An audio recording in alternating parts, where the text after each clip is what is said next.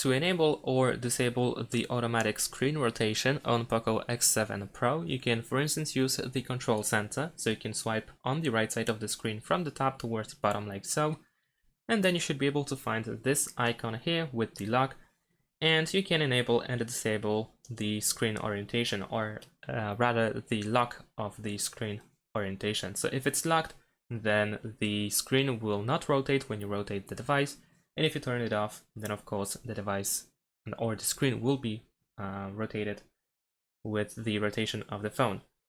If for some reason you don't have this icon over here in the control center, you can also go to the edit at the bottom in order to try to find this option, and it should be available over here somewhere in the system toggles.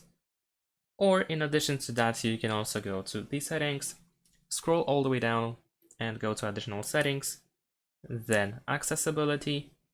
And now over here, if you switch to physical, so in the physical tab over here, you will find the auto rotate screen, and this is the same thing. You can enable and disable it in order to use the automatic screen rotation or not.